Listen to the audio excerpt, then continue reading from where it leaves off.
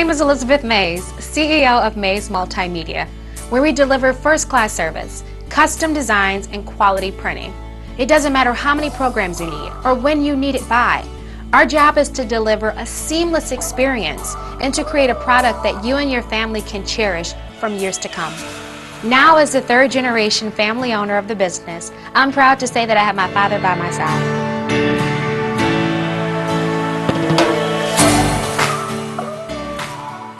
I've been using the Mays family since the 70s, and I brought my grandchildren with me. I can't imagine using anyone else. Over 73 years as Detroit's first family of printing.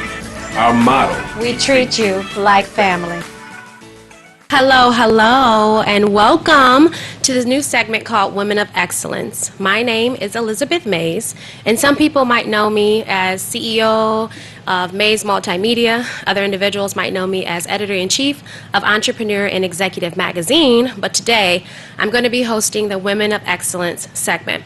And before we go into the show, I kind of want to give you an idea of what excellence means to me, and actually what excellence is to me. Excellence is not an award. It is not a moment. It is not an achievement. It's not even words that you hear on an everyday basis. Excellence is a lifestyle. You eat, you sleep, you breathe it, you know it, you want it. And at the end of the day, that's all you ever want to achieve.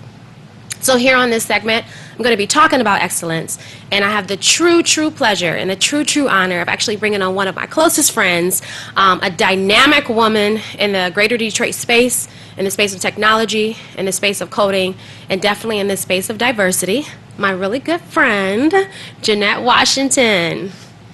Yes. Hello. Thank you for having me. Absolutely. A sincere pleasure to be here. Yes. And as you mentioned about excellence, I define it as outstanding, someone that is just above and beyond their true calling. So I am privileged to be here to share this time with you and to talk to you all about a little bit of the things that I'm doing in the greater Detroit space. Yes. Oh. So for those who don't know, this segment is really just going to be like a talk show. We are going to sit back. We are going to relax. So if you're sitting down, you're on the couch, or you are walking around the house and you happen to hear our voices, definitely tune into this segment because we're going to be having a dynamic conversation, and we're going to go spaces and places that we probably didn't even know we're going to be going. So nothing is scripted, though we have questions in which we want to engage in conversation on, and we do have a hotline. So there is a phone number that you can call. So in case we're talking about something and you want to give your input, or if we're talking about something and you have questions and you need answers, this is your full opportunity to do so. The phone number is 313-868-0342. Again, 313-868-0342. And if it gets busy, here's a secondary line, 313-868-0351. That's again 313-868-0351. So, of course, I introduced Jeanette in terms of her name, but I'm going to give her an opportunity to explain who she is, recognized by. People know me as the CEO of Mays and the Editor-in-Chief of Entrepreneur and Executive Magazine, but I'm pretty sure as we engage in this conversation, you'll hear so much more about me, and I want to make sure that this dialogue is easy, is smooth, and it's entertaining. So, Jeanette, tell us, who are you? Who is Jeanette Washington, M.E.D.? That's a great question. I think that it is an ongoing journey to discover who I am. And that's the wonderful thing about this life. We get to reinvent ourselves in so many ways. The way you were yesterday may not necessarily be the way you are today. But before I get into to this philosophy, I would be delighted to tell you all a little bit about myself and who I am. Okay. So Jeanette Washington is a born and raised Detroiter. Yes. I left Detroit at about 17, and I went to a historically black college, which I credit for my advocacy work that I do.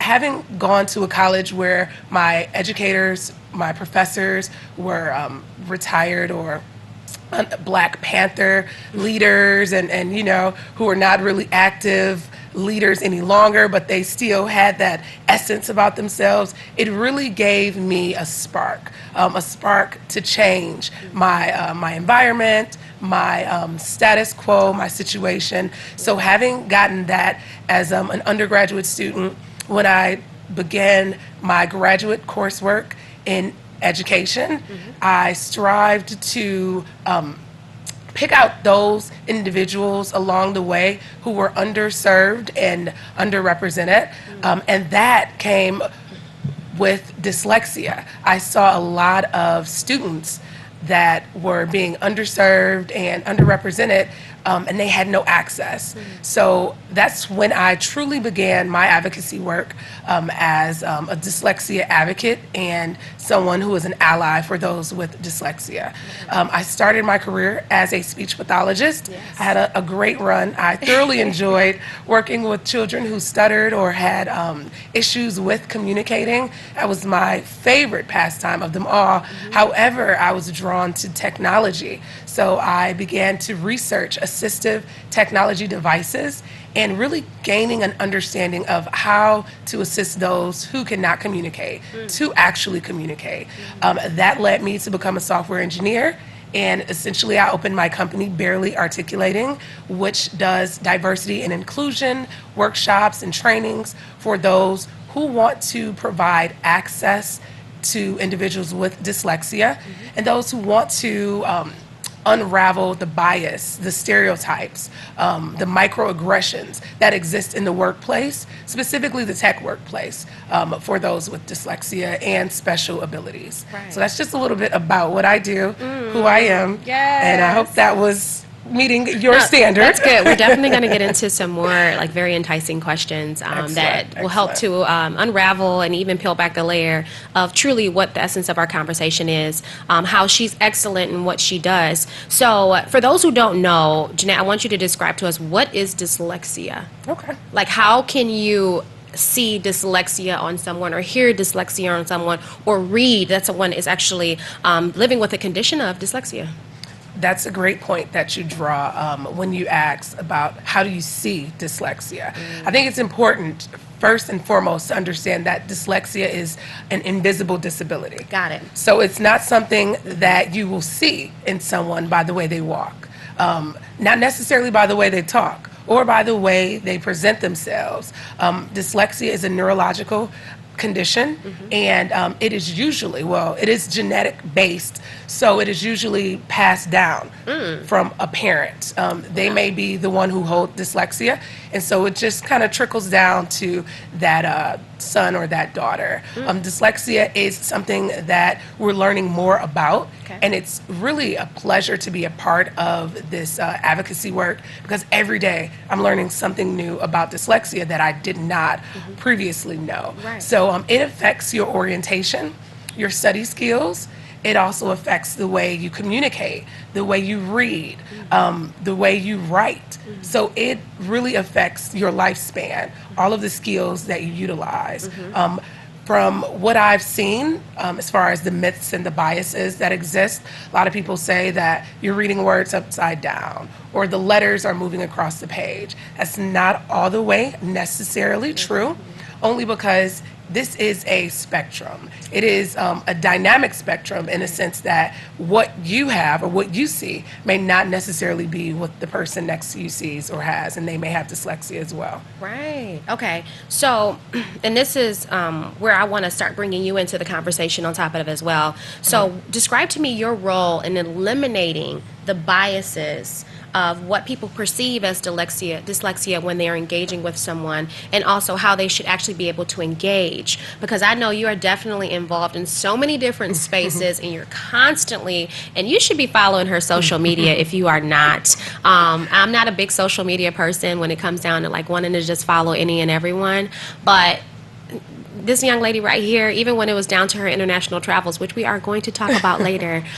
you really get to see the life in the eye of someone who truly cares about advocating for people, and not just advocating with words or even just trying to change laws or et cetera, but actually being able to engage to break down those barriers and truly show on her own profile and her own space how this conversation and this narrative is true, and this conversation, this narrative needs to be talked about and engaged with very, very, very often. So tell me like what your role is when it comes down to being able to break barriers and also get companies to start coding and creating social and online spaces so that persons with dyslexia can engage.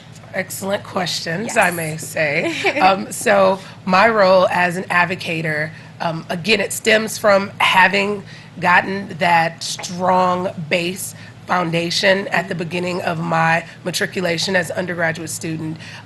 I think that as African American women, advocacy is something that is mutually exclusive to us. Okay. You know, we are always finding ourselves in spaces that we are the only ones in, or we are finding ourselves with barriers that not other individuals face. Okay. So, with that in mind, I find that as an African American woman, going into these spaces and talking about dyslexia gives me almost an upper hand, because they're like, what do you really know about dyslexia? You know, people are always like, you know, they look at my hair, maybe my locks, and they're like, so who do you think you are coming in this space and owning the place? Oh. So I do a lot of work in the tech space. Yes. And I think that that is certainly what has given me the advantage, being able to code and to understand how programming works. I go into tech companies internationally and I tell them that they're doing it all wrong.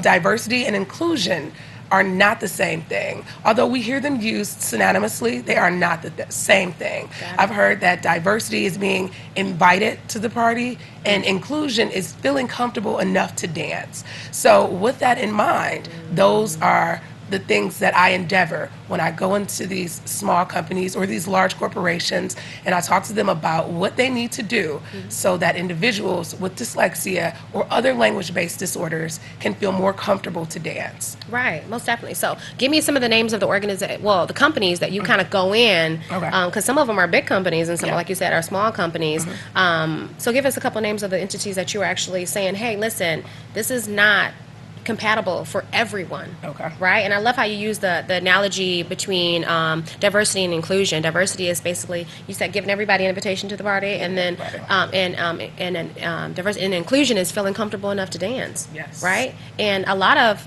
entities and even spaces, the inclusion is not there at all. You might have got an invitation, whether it was through a networking event or whether somebody gave you a call or sent you an email. But when you get there, it's about making sure that people feel comfortable enough as if they have a space.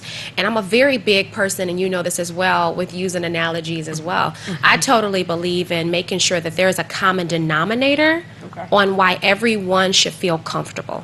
And if there's not a common denominator on why everyone should feel comfortable or as if they can engage, then there's no inclusion. There's absolutely no inclusion, right?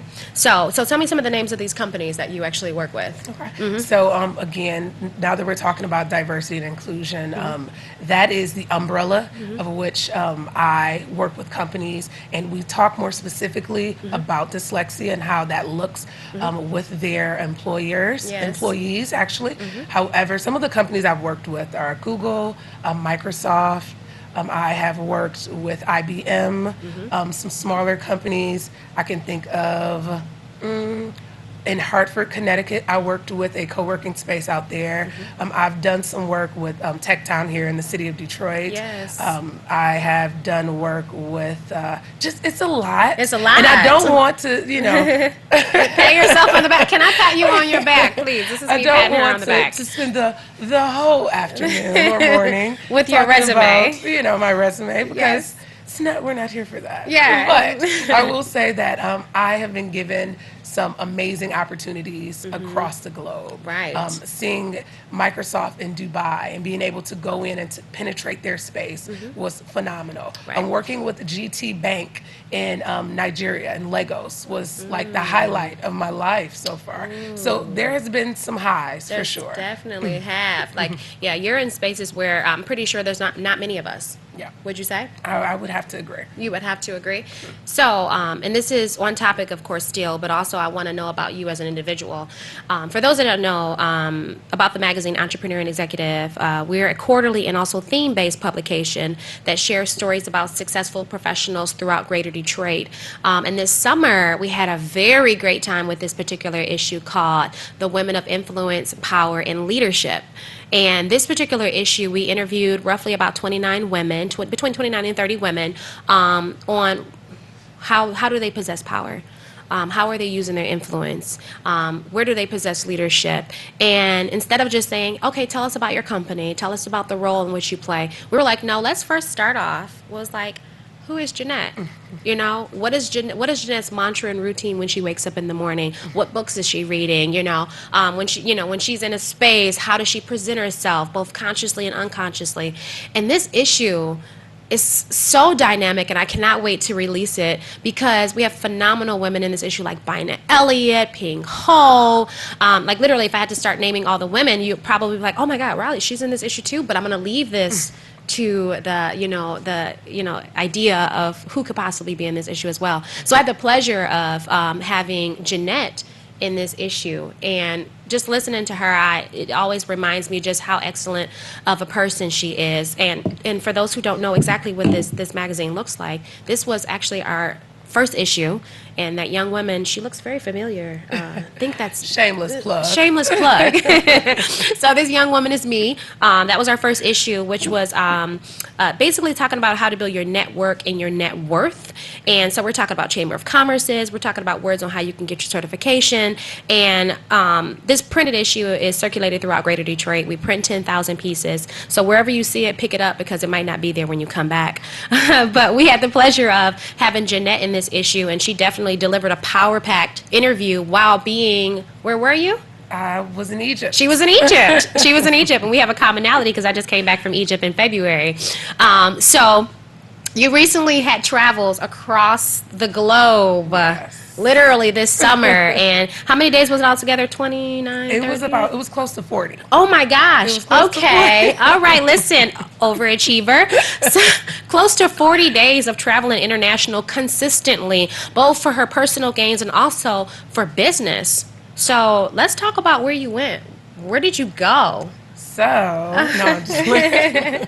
Where'd you go? I started the trip in Paris, and then I trickled on down or made my way on down to Bordeaux, which is the wine region of France. Okay. Learned all about the distillation process of different wines as well as cognac. Yes. So I got to visit all of the distilleries there, from Remy Martin to Hennessy and what was another one, Martell. And what was very interesting that I found was that Detroit, Michigan is the largest consumer of cognac in the world.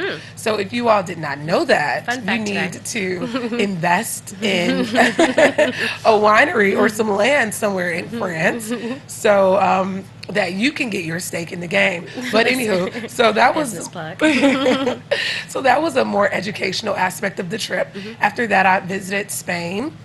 I was able to spend some time in Madrid and Barcelona. And after that, I headed to Africa.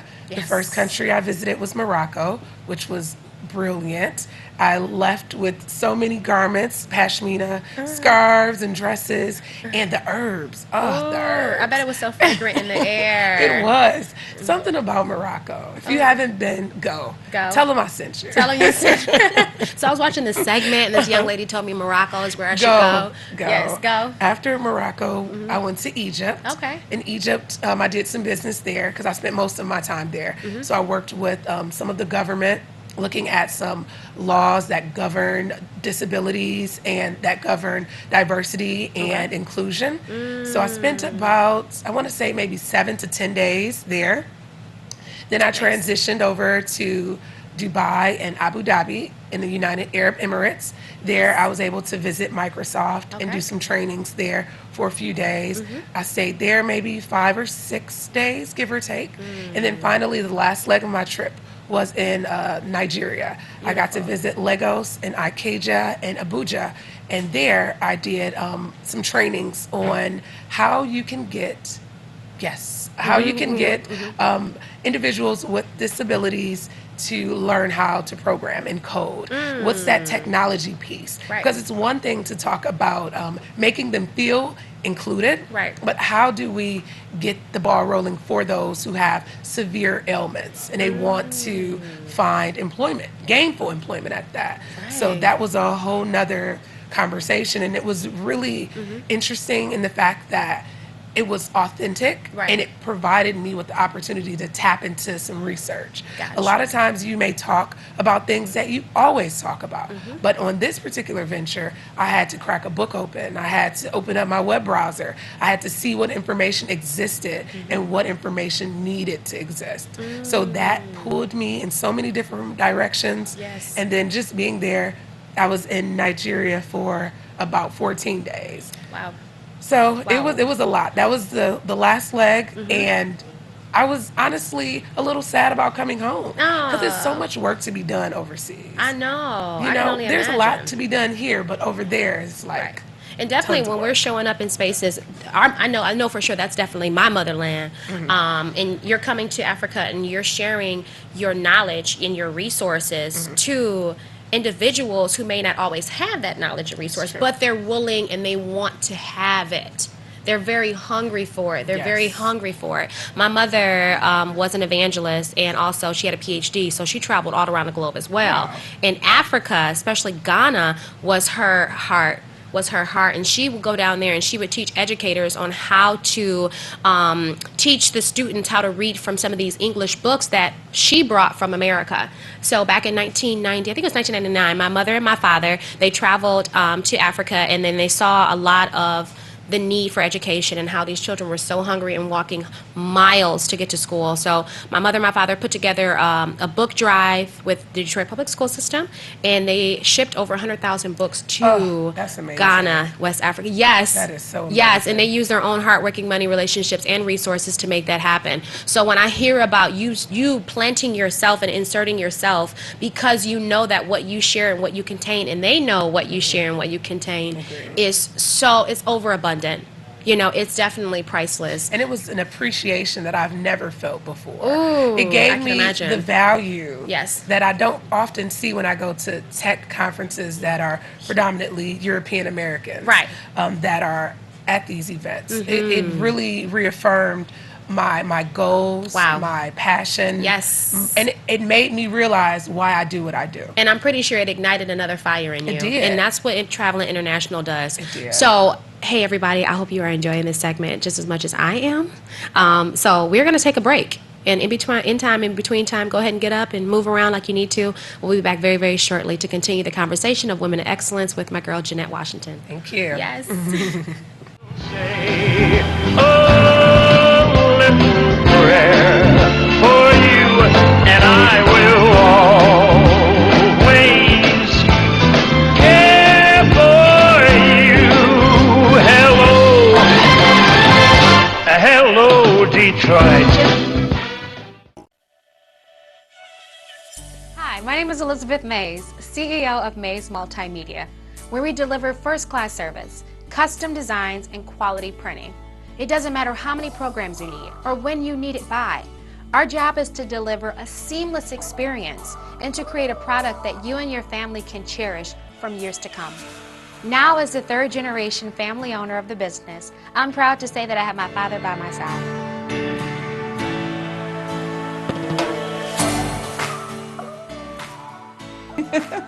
I've been using the Mays family since the 70s, and I brought my grandchildren with me. I can't imagine using anyone else. Over 73 years as Detroit's first family of printing. Our motto, We treat you like family. To be able to meet people from different countries enriches our lives. Wayne County gave me so much, my degree, who I am. The college supports you to grow. They have the different campuses. I'm like, I can try this. Maklit Shonga, Ethiopia. Sandra Gonzalez, Mexico. Arminalda Carrick, Bosnia. Javed Khan, Bangladesh. Go to Wayne County, they will find your path and you will know what to do next. You've seen him on the red carpet, you've seen him on the sidelines, you've seen him on the stage. The hottest looks in urban fashion from the biggest name in urban fashion, Van Dykes. Now pick out 3, pay for 1. 3 suits for 1. Van Dykes, 10 Mile and Southfield Road. You've seen him at the clubs, you've seen him in the boardroom, you've seen him on the pulpit. Now get them at Van Dykes. 3 suits for 1. Suits for the workplace, for the club scene, to be seen in. Pick out 3, pay for 1. Van Dykes, 10 Mile and Southfield Road.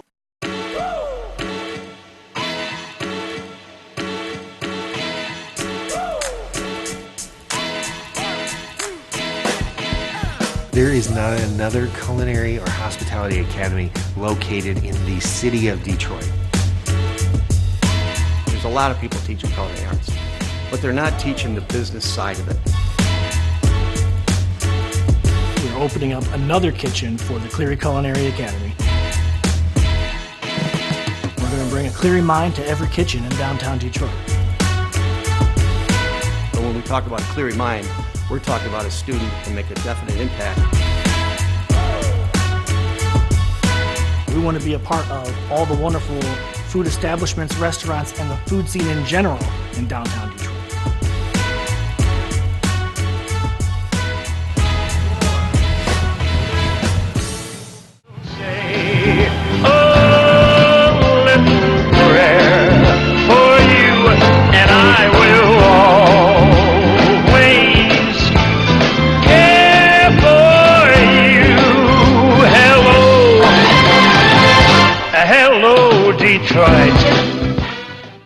Welcome back, welcome back. This is Elizabeth Mays, and you are watching Women of Excellence. This is a brand new segment that we are bringing to you, and I really, truly hope that you are enjoying it. And for those that are just actually, tuning in, we're talking about a very, very excellent woman here in Metro Detroit who's definitely traveling all around the world and abroad to share her excellency with others. So, and also to let you know, this segment is inspired and also sponsored by the Women of Excellence Award Ceremony with the Michigan Chronicle and Real Times Media. Actually, back in 2013, I was one of the award recipients of the Women of Excellence, probably at the tender age, I think I was about 23 years old. And some people said, you're getting the award for Women of Excellence? And I was like, let me tell you why. You're excellent. I mean, I can certainly see why. Thank you so much. Thank you so much. So it's truly, truly a pleasure to be here today. And of course, to be able to engage in dialogue and a conversation with some people might know. And then, of course, exposed to many that don't know who this vibrant and just energetic woman is. So back to our conversation, we have Miss Jeanette Washington here.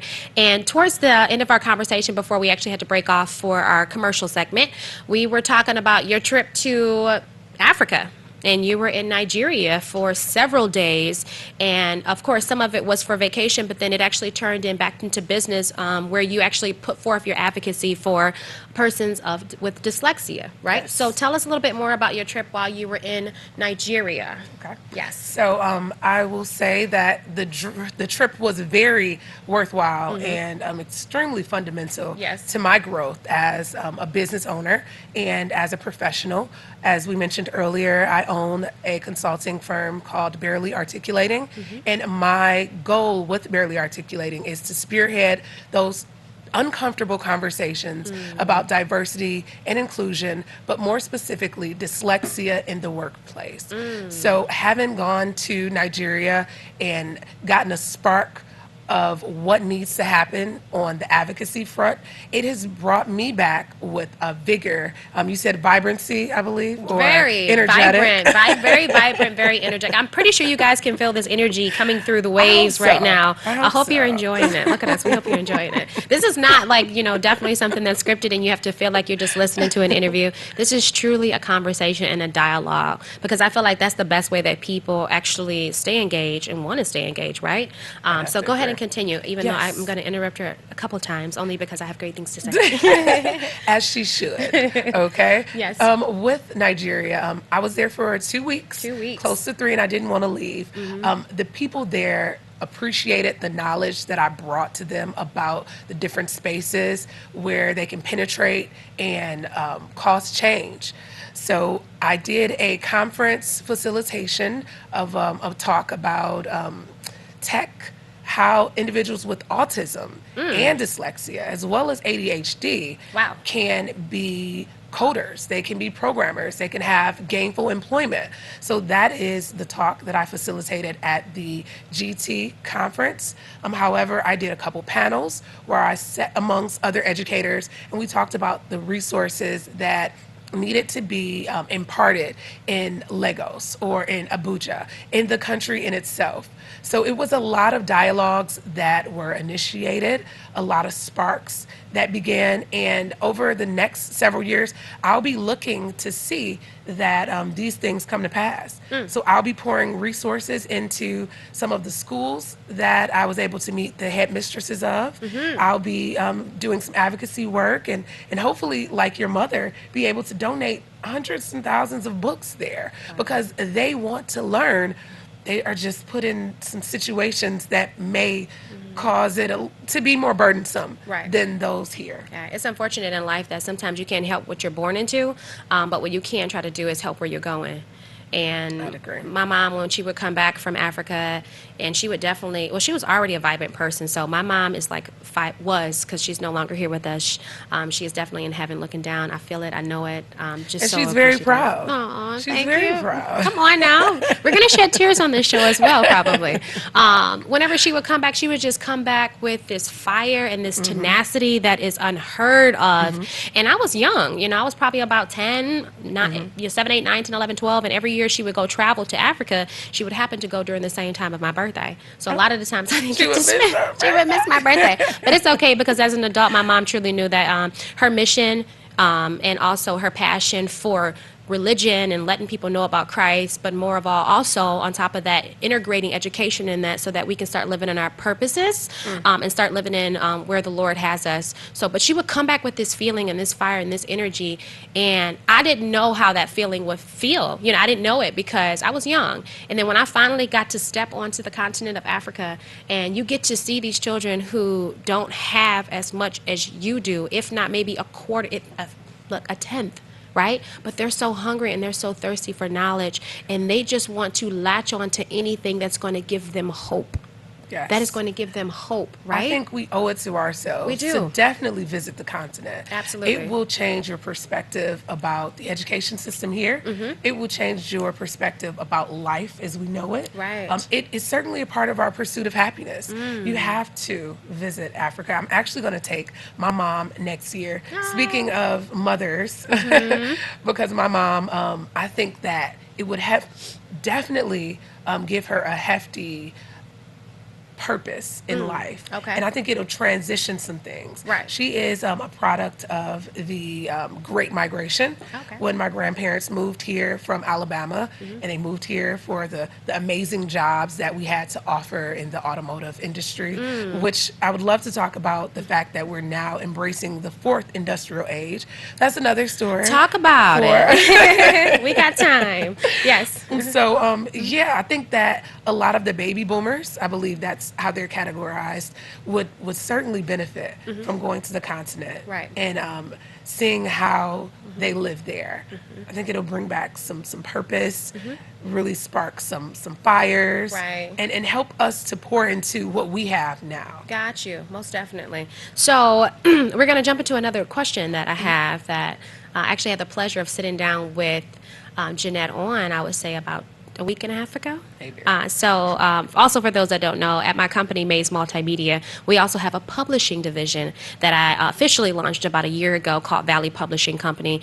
And what we do is we work with authors, creators, writers, illustrators in order to help publish their manuscripts into something excellent. My thing is, a lot of people right now that are listening, you have a book in you. There's something that needs to be birthed, that needs to be shared, and most of all, that needs to inspire people, educate, or inform them. Those are the three pillars within the magazine: inspire, educate, and inform. And also, I'm also going to bring those same three words here on this television show, because I know for sure that there's something that's inside of all of us that if we don't share it, people won't get it. So at the company, I work as the head consultant, and I sit down, literally as you saw, and I'm like, listen, tell me everything. Why did you write this book? You know, how long have you been writing this book? What are you giving me? Is it autobiography? Is it going to be something that's a narrative? Is it going to be something that's, you know, a fiction novel? And when I got the chance to sit down with Jeanette, she said, I want to talk to you about publishing. And I was like, I'm super excited about that, because that's like one of my, you know, my favorite things to do within my business is to publish books, to print them and help market them. And you had told me, and I also saw the cover of it, so we can't share it with you guys just yet. Not just yet. But if you follow her social media, you'll know more. You shared with me that you are an author. right? I'm adding that to my list of attributes. Your plethora list of attributes and abilities, and you have written a book. And I now have the manuscript, and we are going to the next level in the next phase. So very, very soon, Jeanette Washington will become a published author. And even though some things may not necessarily reach the entire world, I know that she's definitely going to reach the ones that need to read what it is that she has to say and has to say. So tell us about the fact that you are in the process of releasing a new book, and tell us about the book if you can, because I'm pretty sure there's people listening right now who have a child or a friend or a loved one that is suffering with autism, like you said, or ADHD or dyslexia, and this book is definitely for them, or also for individuals who want to learn more, like myself. I'm always thinking about, like, I'm in the information age right now. Yes. That's all I want to do is learn, learn, learn. I want to be a sponge. I want to absorb. And if that's not your thought, or your mantra, or your idea, get into it. Like, this is a world where information is ever changing today, right? So it's about learning, it's about absorbing, and then about repelling that information to other ones and giving it to others. So tell us about your new book. Okay. What is it called? What does it come out? All that stuff. So much to tell. Yes. I'm excited to be revealing all this information to you all, Yes. because this will be the first time I've come publicly to discuss my book outside of social media. So thank you for having me. Yes. With that in mind, let's dig in. Let's dig in. So my book is called Technical Difficulties: Why Dyslexic Narratives Matter in Tech. Let me say that again, just in case you didn't catch it. So it's Technical Difficulties: Why Dyslexic Narratives Matter in Tech. Nice. So this book encompasses my career as a speech pathologist and as a software engineer. I'm really digging deep to find narratives that exist so that I can inspire those and empower those who have these particular ailments or particular differences, as I like to call them, to pursue careers in tech. You can do it.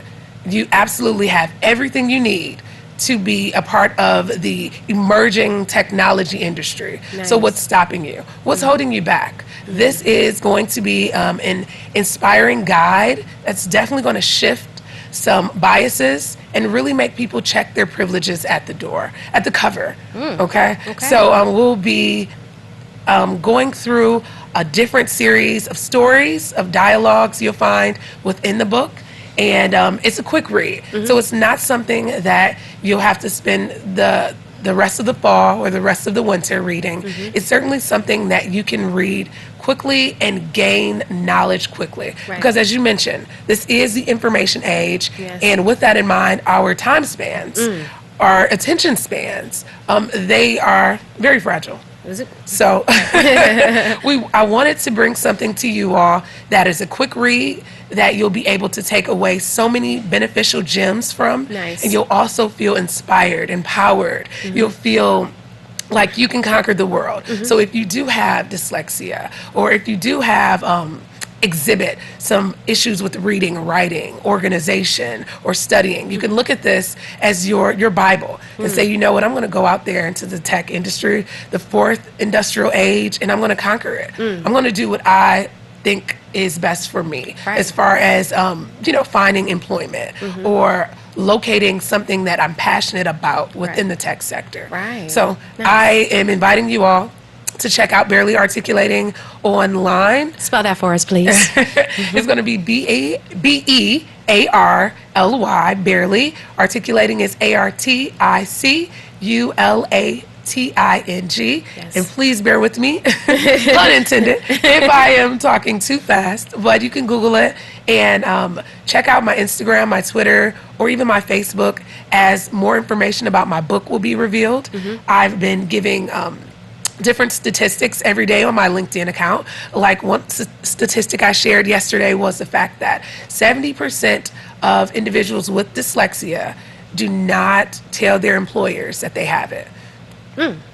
So that's something to think about. That's a very big number. That is something to think about. Why are we hiding our differences? Now, would you say that most of them are hiding it because not enough people know about what dyslexia is and how you can still function at your full capacity, but you will also have some small adversities that you don't want to be the things that shine through over your abilities? So it's probably multi-tiered. Okay. So it's on one end, you wouldn't want to share this with your employer because you would feel like your employer may treat you differently.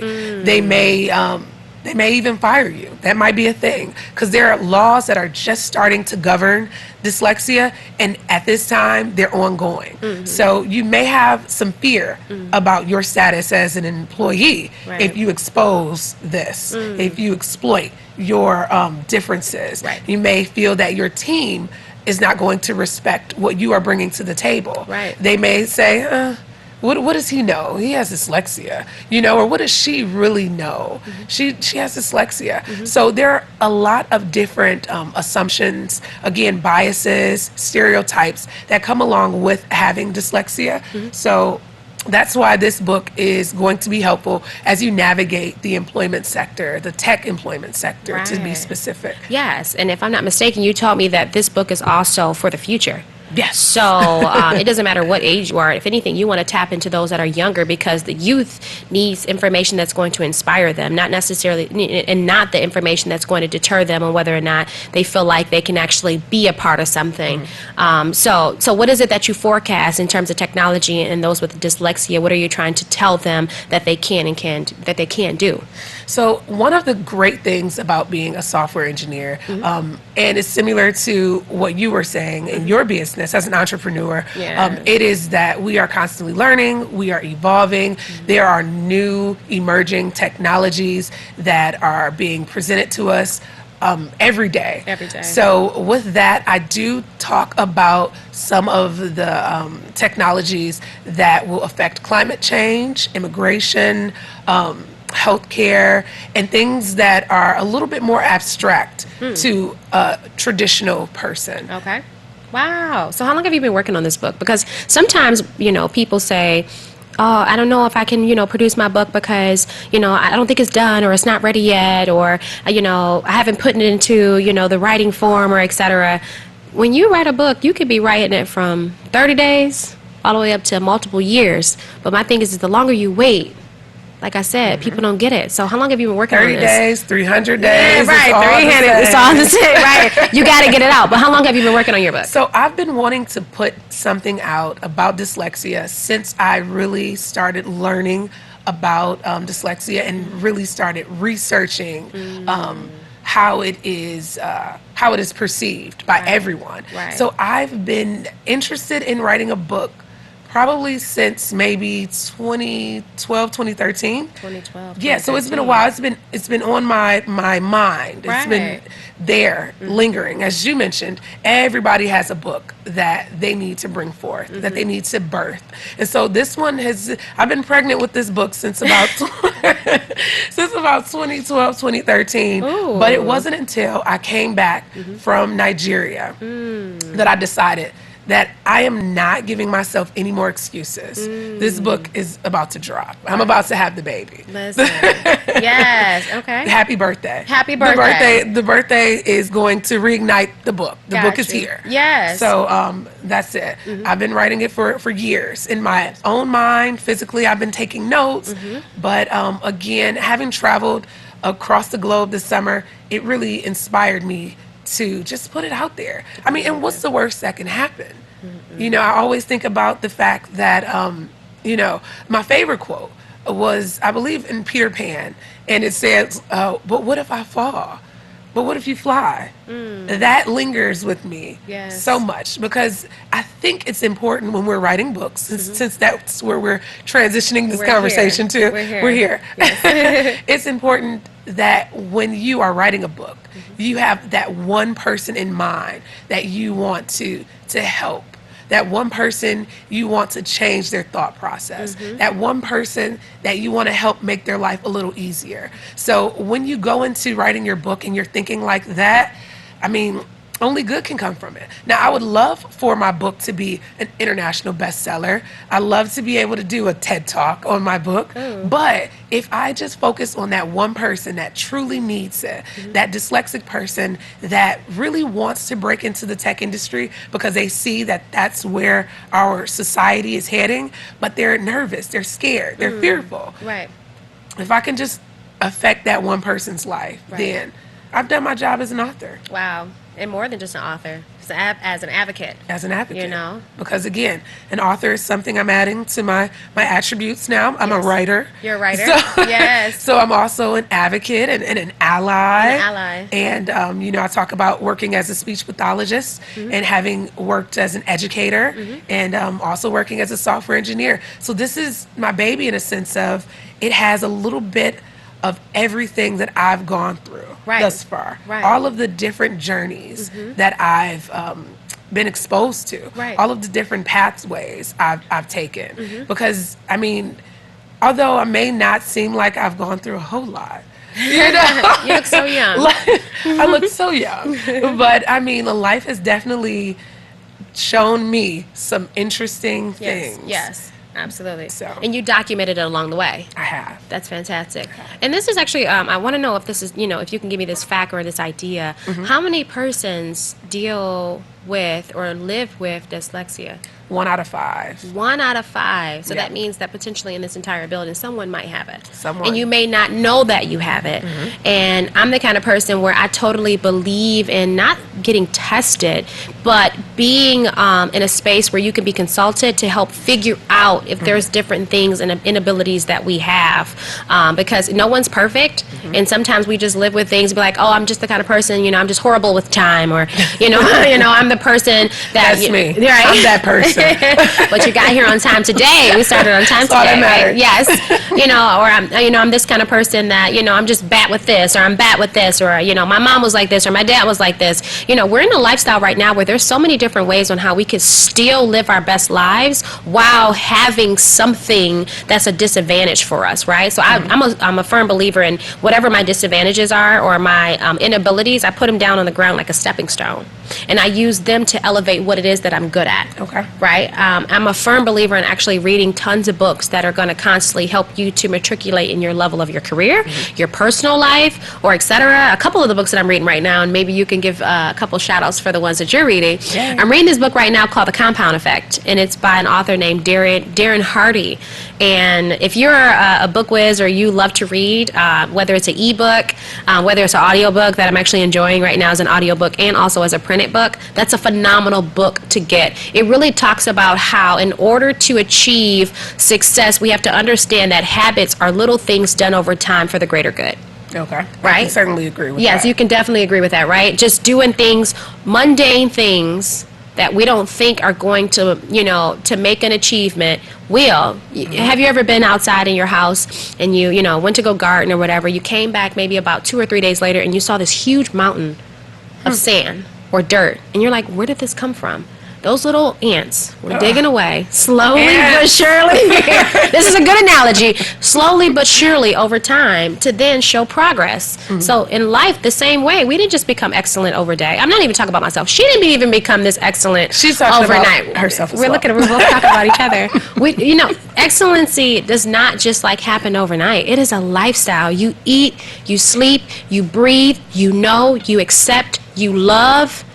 Excellency, right? I don't believe in perfection, even though, of course, there's areas in my life where I've tried to achieve it. Okay. But right now, I'm just at the mantra where I'm like, I'm trying to achieve excellency in anything that I do. Because if you work on that in your personal life, it'll definitely transition into your business life. Absolutely. So this person that you're seeing here is both Jeanette at work and at home, right? We got to be multifaceted individuals. You absolutely have to. Yes. That's the only way we can thrive in today's society. Literally. You have to be able to be as an onion with several layers. Several layers, right? So this book is coming out. When can we expect the drop date or a range of a drop date for those who want to know? Yes. Alrighty, so dyslexia. My book on dyslexia, I'm sorry, will be dropping during Dyslexia Awareness Month, which is in October. Okay. So make sure you keep your ears low to the ground. Low to the ground, because that information is going to bounce back up. Yes, because that information is certainly going to bounce up. I'm looking at the second week of October. Okay. I would absolutely love for the first week of October, but I am slightly a perfectionist. I know we talked about excellency and perfectionism. And it's little things done over time. Yes. And I just want to make sure that I am bringing you all content that is just state of the art, just wonderful. Yes. So you can just peer through that book and really gain so much insight. Right. And you can provide that insight to someone you know. Right. So that's what really is causing the delays. I'm like combing through it, like, let me make sure I add this too. Oh, and I want to also tell them about this.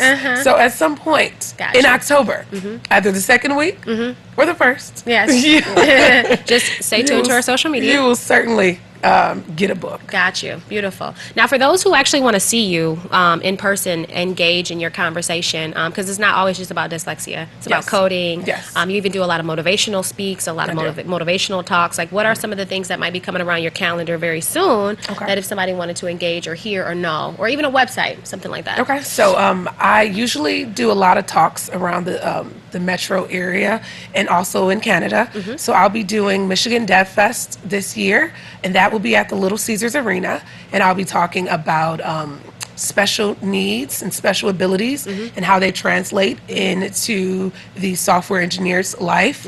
I'll also be talking at this Google Developer Conference in Windsor, Ontario, and that is in October. So both of these events are roughly in October. And again, I'll be talking about diversity, inclusion in the tech industry, what it looks like for those with special abilities. And I will be doing more talks in November. I will be, well, actually in October. I'll be back. Oh, you're busy. October is it's going to be interesting. I'll be back in Nigeria. So I'm excited to be back there. Fantastic. And I am going to be there. Again, it's Dyslexia Awareness Month. I'll be working with and alongside my good friends at Dyslexia Nigeria. I will be talking about technology and dyslexia as you're starting to see the trend. Those are my fave topics. And so November, I will be in the United Arab Emirates again. And December, I think I'm just gonna chill, gonna relax. You'll see me around the city. So hopefully we bump into each other in Midtown or downtown or New Center, West Side, East Side, whatever's your best side. Right, somewhere, right. You're definitely gonna see a lot of waves with Jeanette Washington, because as you can tell, she's just, so definitely articulate. Thank you. Just very, good-hearted and down to earth. We don't get to meet a lot of people like that this day and age. You really have to be, though. You have to be, right? Be your authentic self. And we talked about showing up and coming up as your authentic self. And I'm a very smart person, for one. But I definitely have a strong. Always, But I also have a very strong spirit of discernment. And for me, anytime I'm engaging in a conversation with someone for a long duration of time, the reason why I keep the conversation going is because I know that this person is authentic, and everything that I do, from my work to my family to my loved ones to my significant other, if authenticity is not there, there's no substance. Throw it away. Throw it away.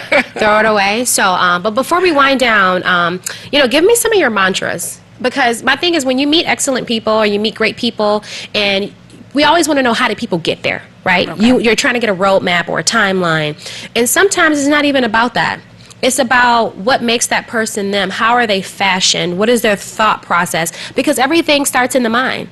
It does. Think about it, right? Your body might wake you up, but if your mind is not there to get up and go about the day, are you going to get up? And does your body really wake you up, or does your mind wake you up? Ooh, okay, so this is a conversation. Do you know? Right. And sometimes it could be either or, right? But our mind does is... the chicken come first, or right, does the egg come right? first? One of the two.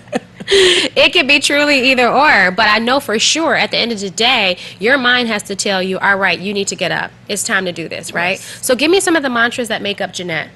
So there are a lot. Oh, see? And I will say this, there's too. Many, right? If you're not on Instagram, definitely hop on there and look at some of these quotes. Some of these quotes I have to save. I'm like, oh, they will power your day. Good. They will power your day. So 2 that I can think of right now is nothing good gets away. Okay. Ooh, okay. Got you. So, a lot of times we're running around. This is the technology age, information age. We're just scurrying about our day. And we're so nervous that we're going to lose something, a connection with someone, or anything, a job. Just remember that if it is good, it won't get away. So you can definitely take a deep breath, inhale, exhale. I like that. And just relax. And knowing that what is essentially for you is still going to be for you. Got you. Another one I like is... this is one I seen on Instagram as well.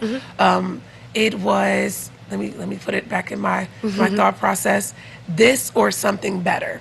So just to piggyback on what I just said about nothing good gets away, think about this or something better. Got you. So Fantastic. it can either be this opportunity or it can be a bigger opportunity. Right. But don't beat yourself up about it either way. Right. Because if you're showing up as yourself and you miss out on the opportunity, Yes. guess what? There's a bigger opportunity waiting just right on the other side. I can say an amen to that because I'm always about, if this is not for me, I know the Lord got something else. Come on, something better. Yes, something better.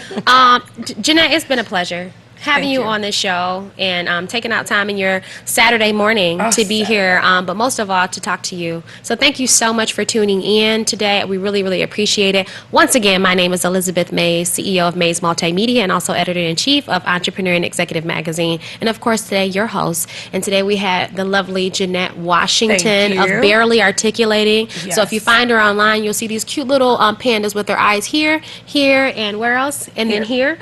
So Barely Articulating, Jeanette Washington. Please follow her on social media. And for me, you can follow me online at missmays.com. Once again, we are here today to bring the segment to you, Women of Excellence. Thank you for your time. Thank you so much for your time, and have a great, great day.